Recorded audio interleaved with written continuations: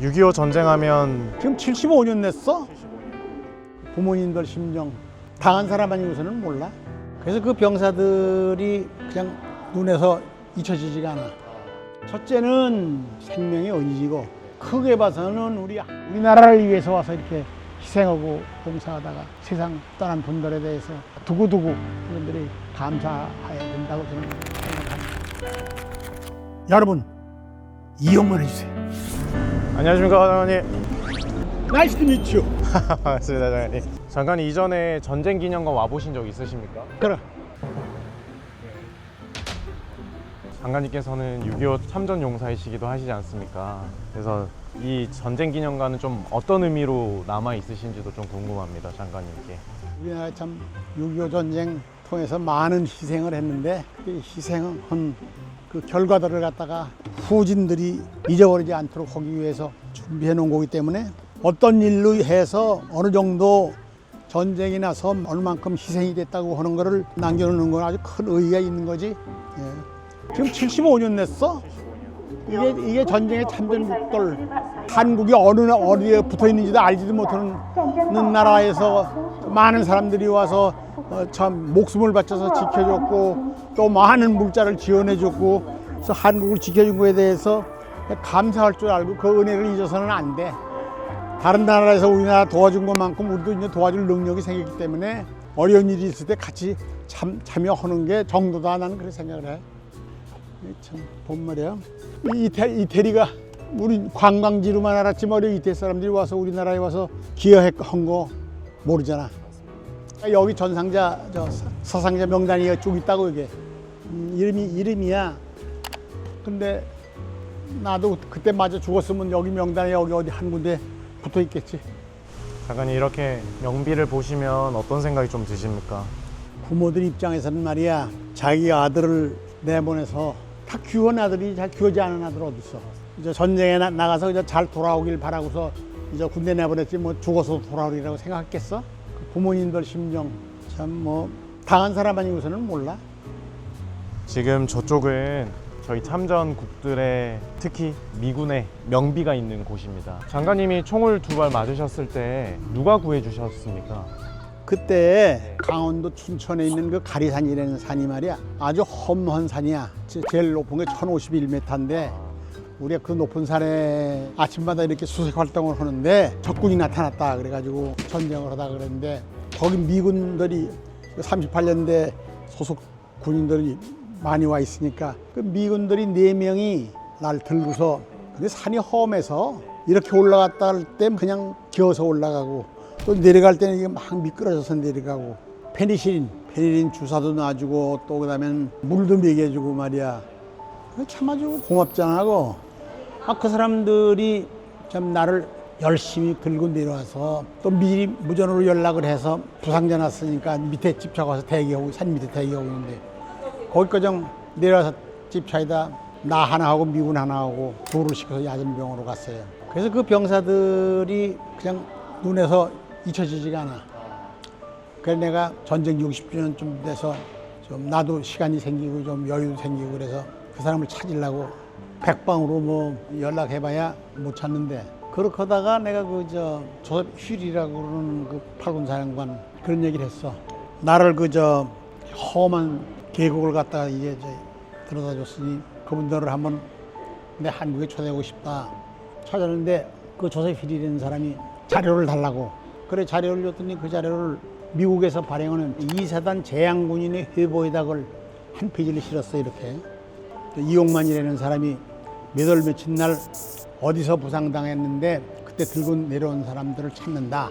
그러고서 또 한 2, 3주 있다가서 연락이 왔는데 너 부상당한 지 3일 후에 그 미 2사단이 인제 골짜구지를 아주 대이동을 했어요. 이동하는데 양쪽 산맥에 매복하고 있던 그 중국군들이 그냥 일제 공격을 하는 바람에 미군들이 그걸 몰랐어. 많은 사람이 죽었대요 거기서. 너 들어다 주는 사람들이 거기 사상자 가운데 포함된 것 같다. 그게 해답이야. 그래서 그분들에 대한 보호를 못했어. 보호를 못해서 여기다가 그래도 여기 미군 병사들이라도 좀 불러서 내가 좀 식사라도 대접을 해야 되겠다. 그래서 우레옥에다가 이제 사병 30명을 초대를 했어요. 그때 사령관이 또 알았어. 얼마 있다 가서 연락이 왔는데 그때 군사훈련이 있어서 도저히 안 되니 연말에 해달라고, 연말에.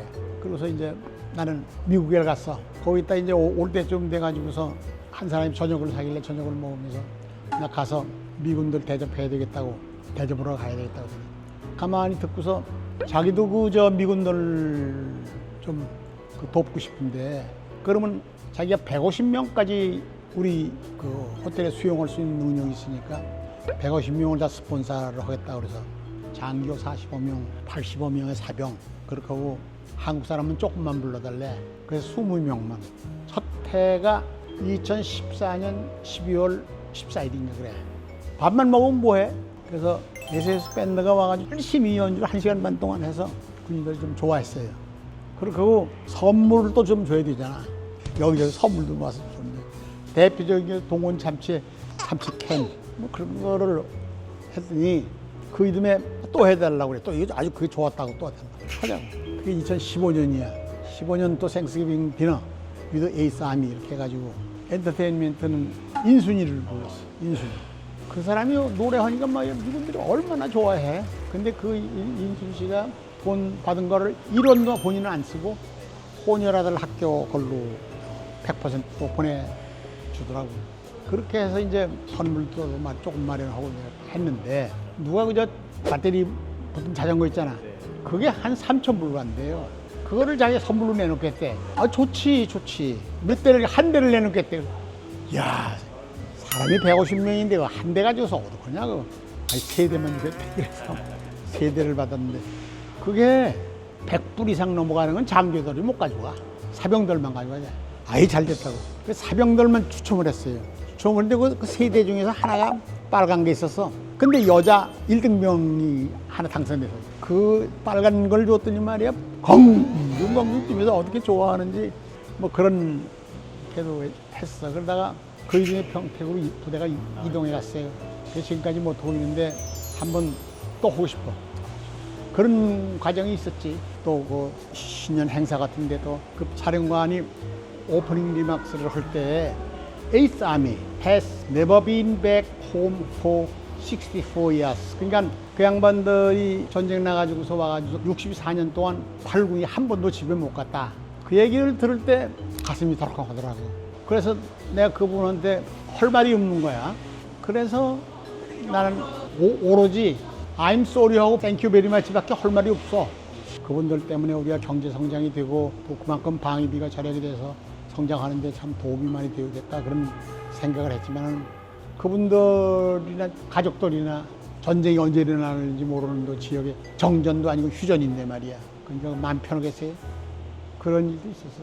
장관님을 구해준 미군이 아니었다면 지금의 장관님도 그리고 저희 채널도 아마 없었을 것 같은데요. 이 미군들은 장관님께 좀 어떤 의미로 남아있는지 궁금합니다.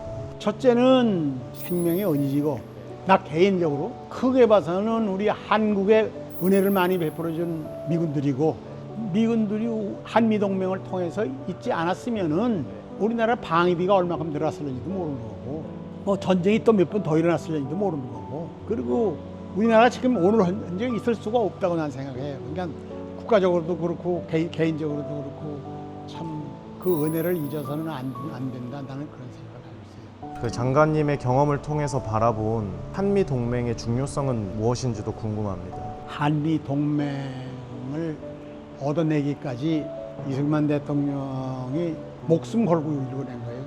그 양반이 미국에 40년 동안 있어가지고 한미 동맹, 군사 동맹을 꼭 같이 해야 된다. 한국의 전쟁이 일어나서는 자동적으로 참전하도록 해야 된다. 그런 등 내용을 담은 이제 그 동맹을 체결했잖아요.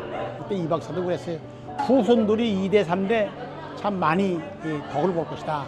그렇게 얘기했는데, 그 덕으로 사실 우리가 성장을 많이 하고 그 덕을 많이 본 거예요. 그 여기가 지금 미군의 전사자들이 명비가 있는 회랑이지 않습니까? 비록 만나지는 못하셨지만 장관님을 구해준 그 미군에게 못다 하신 말이 있으실 것 같아가지고 해주시면 좋을 것 같습니다.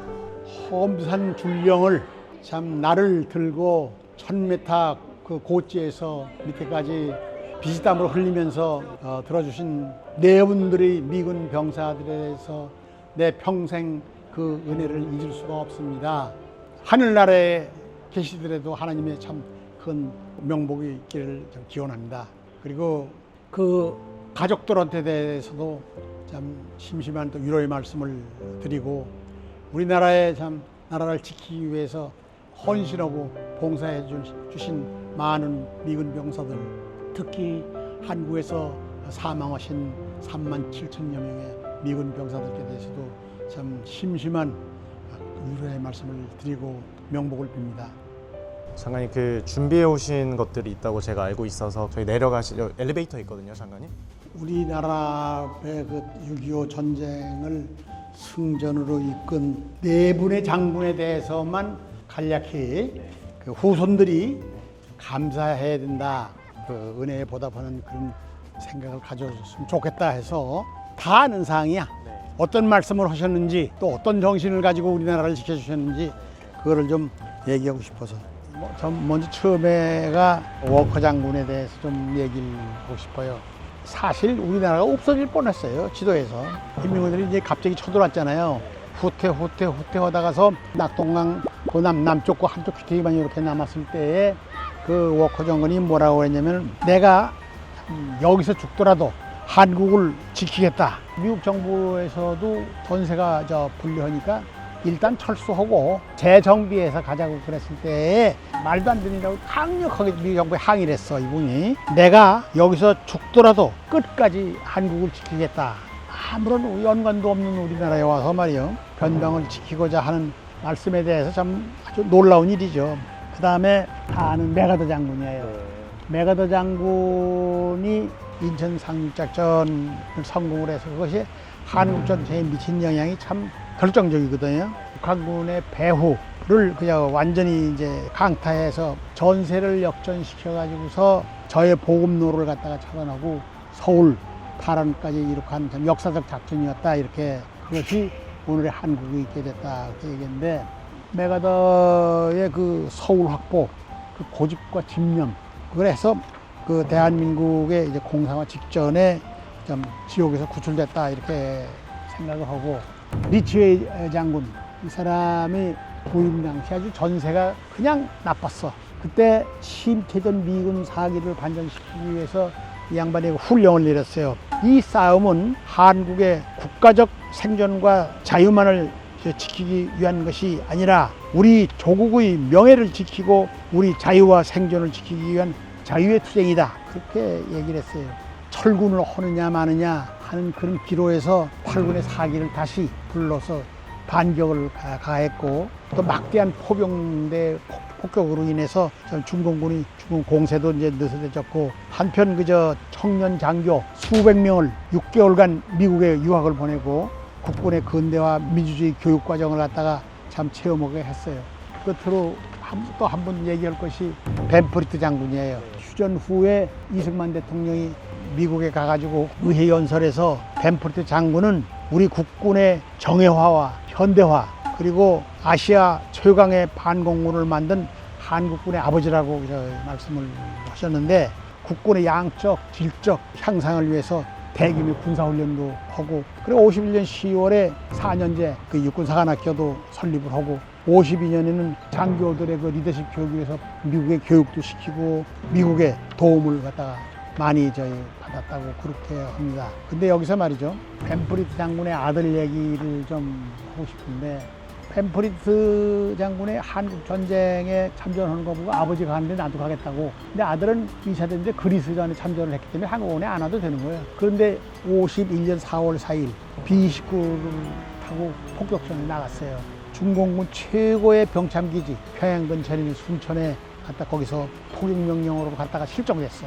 벤프리트 장군이 자기 아들을 수색을 이제 중단하라고 아들 찾는 거 포기했다고. 참 이국 땅에 와서 남의 귀한 자식들을 목숨을 책임지고 있는 하나의 사령관으로서 참 자식을 잃고 남몰래 눈물을 흘렸다 그런 얘기가 있고 결론적으로 얘기를 하면 한국이 지도에서 소멸 직전에 구출을 해줬는데 이 네 분의 장군들이 참 큰 기여를 했다는 것을 후손들이 참 기억을 해줬으면 좋겠고 참 많은 군인들이 와서 우리나라를 지켜주기 위해서 희생됐는데 전쟁이라고 그러는 것은 다시 있어서는 안 되겠다 그런 생각이고 우리 후손들이 우리나라를 위해서 와서 이렇게 희생하고 봉사하다가 세상 떠난 분들에 대해서 그걸 잊어서는 안 될 거고 두고두고 그분들이 감사해야 된다고 저는 생각합니다.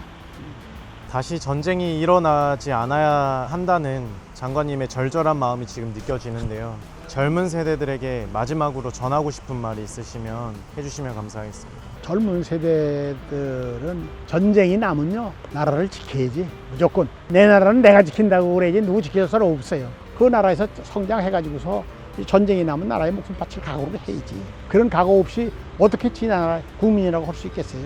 난 그래서 둘째 손자가 최전방에 가서 아주 자랑스럽게 얘기를 해요. 저 최전방에 철조망 있는 안에 들어가서 참 인문공사도 왔다 갔다 하는 걸 보고 와가지고서 총 맞으면 얼만큼 아프냐고 물어보고 말이야. 에? 하여튼 자기의 성장이 나라의 성장이거든요. 어? 각자가 자기가 맡은 분야에서 참 최선을 다해가서 이 나라가 다시 한번 성장을 해 나가자. 놀 땐 놀더라도 이럴 땐 이래야 되고 너무 노는 날만 위주로 하지 말았으면 좋겠어. 나는 그렇게 생각해. 난 그리고 젊은이들이 말이요. 우리나라 사람들이 머리가 좋아가지고서 헐라고 하면 다 해낼 수 있다고 생각해. 기죽지 말고 말이야. 화이팅!